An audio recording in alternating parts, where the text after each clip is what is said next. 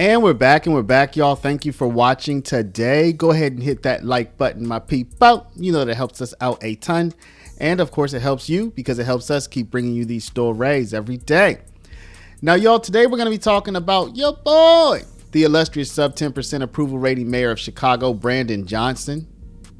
He's back with another one, y'all. He's back with more of his shenanigans. One thing I want you all to start to pay attention to now, if you haven't already, is that politicians in general, they have to define an enemy or an adversary, somebody that they're protecting you from, somebody that they're going to go out and get.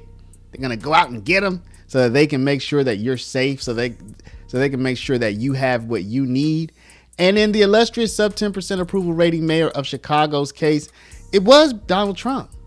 Donald Trump had flooded ICE and CBP into Chicago, and this illustrious sub 10% approval rating mayor, he had the opportunity to not focus on his own failed policies for about 2 to 3 months, y'all, maybe more. He could talk about Donald Trump every press conference, and that was all. But now that the immigration forces have moved out of Chicago, at least they're not in the city to the extent that they were. Now this illustrious sub 10% approval rating mayor has to talk about his actual policies and the fact that the budget must be passed by the end of the year. And he's floundering. I mean, he was floundering the whole time, but he's especially floundering now because he doesn't have anybody to blame for his own failures. So what you're going to notice is he's come up with a new boogeyman, and his boogeyman now is the corporations. I think this was always his boogeyman. So Donald Trump was actually a departure from his preferred boogeyman, which is the corporation. See, he at heart seems to be a socialist, y'all. So today you're going to see how he's running the city into the ground. He doesn't have any solutions, but what he does have is rhetoric and demonization and very little else, y'all. So y'all, we're going to take a look at how the Chicago budget, this fight, y'all, it's going to get uglier and uglier as we get closer to the end of the year. The ugliness is ramping up. You have at least two sides. They don't want to budge, and a major clash is coming, y'all. Without further ado, let's go ahead and get into it. But before we do, y'all, we are launching our official Patreon.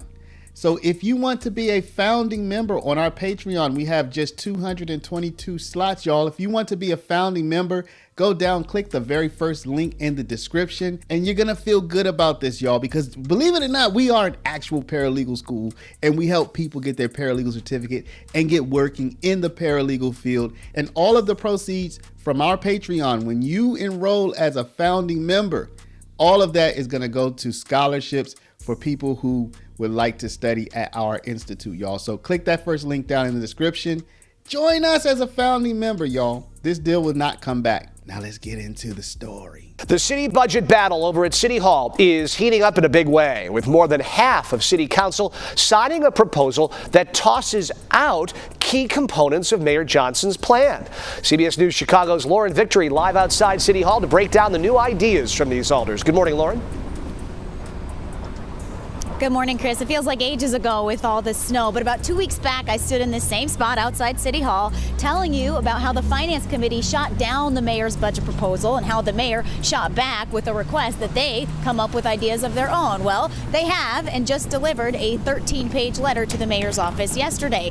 In it, 26 of 50 alders write, quote, "We must choose to lead this government responsibly, and we must make that choice now." The mayor previously said he'd veto any budget that includes a garbage fee increase. Nevertheless, this alternative budget from the alders nearly doubles the collection rate, arguing it hasn't gone up since 2016. They also suggest raising the liquor tax and decreasing legal spending on external law firms. They want a complete rejection of the mayor's big idea for generating revenue, his head tax. The alders say charging companies a monthly fee per employee is a disincentive to economic growth. Their plan also calls for spending on pension payments and other debts. The mayor was asked his thoughts on this alternative budget during a press briefing yesterday. Unfortunately, when you crunch the numbers, their proposal is almost $700 million short, and it relies almost entirely on regressive revenue and fees on working people. During that briefing, the mayor continued to defend his head tax, saying it'll only affect about 3% of corporations, and he says business leaders need to put more skin in the game. The mayor did add that he's open to negotiating the details of how that head tax would work. Chris, the clock is ticking. This budget needs to be buttoned up by the end of the year. I'm Lauren Victor reporting live outside City Hall, CBS News Chicago. So here a reporter's going to tell Brandon Johnson straight up like, yo, man, you don't have the votes, man. People are not with you. You don't have the votes, fool. They're not rocking with you, Brandy boy. So what are you going to do?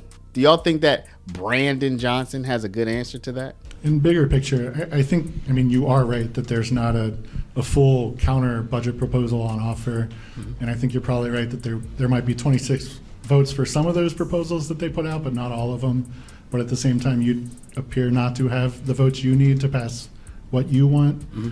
And now we're in this moment, we're 3 weeks away, and both sides are trying to kind of say the other side is at fault if we don't pass the budget by the end of the year. Are you worried that if you don't compromise, if you don't shift, that it doesn't really matter what else happens, that you're the mayor, you're the highest profile elected in the city, and Chicagoans are going to blame you regardless of kind of how we get from here to there? Mm-hmm. Well, let me just say that the notion or the idea that there are 26 votes on something that has not been voted on is just, that's speculation.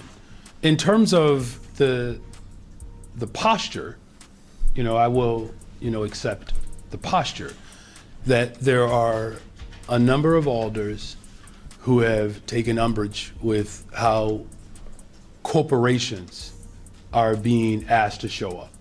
And some have said to me directly that they just fundamentally oppose this concept.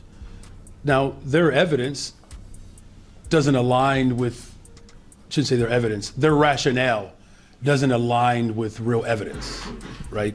It just doesn't.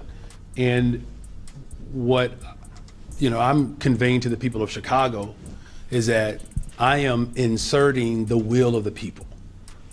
And yeah, these reporters, y'all, they're getting frustrated with him now. They used to be cordial. Now they're like, yo, why don't you just work with them? They're like, we live in Chicago too, man. You're ruining the city. Here's another reporter who's like, yo, why don't you just do the right thing? Do you think that he's going to take her suggestion? Good morning, Mayor. Good morning. Dorch with WGN News. So you continue to say that they have not presented a balanced budget, right? But they've given alternatives. We did receive the letter that was sent to you. And you say that you're willing to work with them and continue to talk through negotiations. But even with what they've presented, it seems like you're not willing to tweak it or compromise what they have given you. It's automatically like, well, no, this is not going to work, instead of just maybe coming up with an idea to help what they have presented work. As you know, this is all to prevent a government shutdown. So if we're all working together as one, why not help them figure out what they have presented? Why is it just automatically off the table? It's $300 million short. Well, your characterization does not fit what the reality has been, right? And what I've said repeatedly is not that something doesn't work. There's a responsibility to ensure that what is being presented is something that the people of Chicago want, right? And so having my team work on a Saturday, that's work. That's working with them. And again, this process goes back almost a year. So look, I know that people are trying to find like this bite-sized moment, but budgets do not get developed in bite sizes. They get developed with community engagement. They get developed with working groups that we've established. And in the midst of this budget fight, you have just a few days ago, y'all, just yesterday, a Chicago police officer was shot. So first I'm going to run this quick report on the police involved shooting where a Chicago police officer was not only shot, but also shot back and shot the wrong person.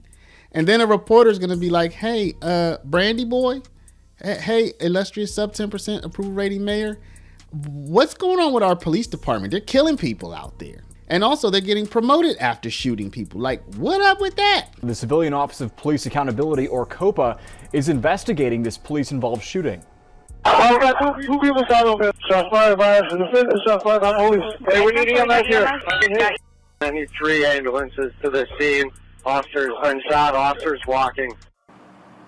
PD says officers were trying to break up a fight between 2 men just before 1 o'clock this morning on the far south side. This all happened near 114th and South Duval in the Morgan Park neighborhood. CPD says as officers trying to separate a 35-year-old and 18-year-old who were fighting, the suspect's weapon allegedly fired, hitting an officer in their protective vest. That's when investigators say another officer fired at the suspect and accidentally shot another person. Both the suspect and the victim were taken to local hospitals in fair condition.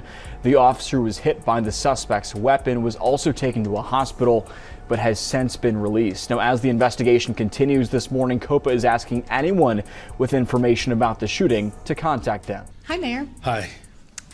I reported on Friday that a Chicago police officer who shot a teen in 2017, COPA ruled that shooting unjustified. Those charges were never brought to a full police board hearing, and that officer has been promoted to be a sergeant, even though the city has settled 4 lawsuits that cost the city nearly $600,000. How can the people of Chicago have faith in the city's police accountability system when something like that happens? Yeah, this is yet another example of where, government has not been completely modernized. My budget actually addresses, this matter, right, with a early warning system that allows for, a district commander to be able to better assess how a police officer is showing up for the people of Chicago. I do believe, and I had this conversation with Superintendent Snelling, we have to revisit our promotion policy because in an instance like this, to your point, as we work to build stronger relationships within the community and enact constitution of policing, much like other forms of tragedy, we can't normalize them. We don't want these type of archaic approaches to set us back. So it is something that we are looking into. The city or the CPD, including the shooting this past weekend, has shot 21 people so far this year and killing 8. This comes as the coalition of police reform groups behind the consent decree and the Attorney General's office has expressed concern about that rise in the use of force, suggesting that perhaps it will thwart the eventual completion of the consent decree and threatens the progress that has been made. Do you share that concern about the rising number of people shot by CPD and their uses of force against Chicagoans? Well, look, we don't ever want, situations that, insert or provocate those type of interactions. Look, we've jumped leaps and bounds in terms of the completion of the consent decree and coming into compliance.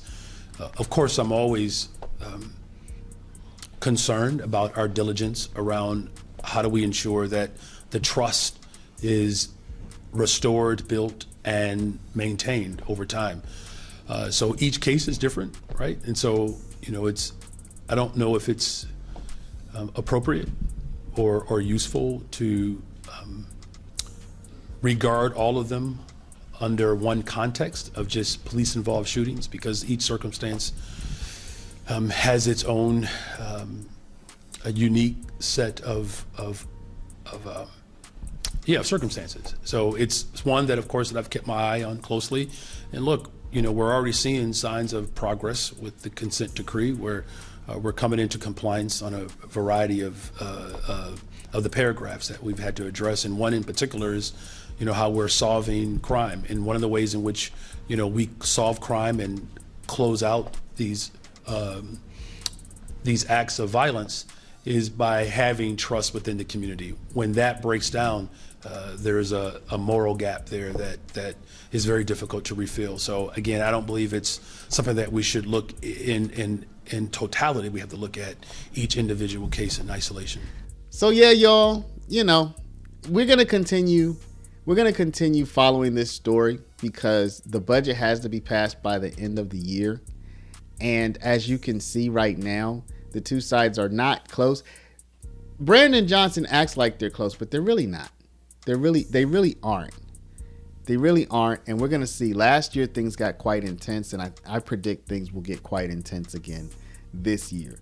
Y'all let me know what you think. I mean, he says they have to pass a balanced budget. It looks like that is a requirement. So do you think they're going to be able to pull it off or no?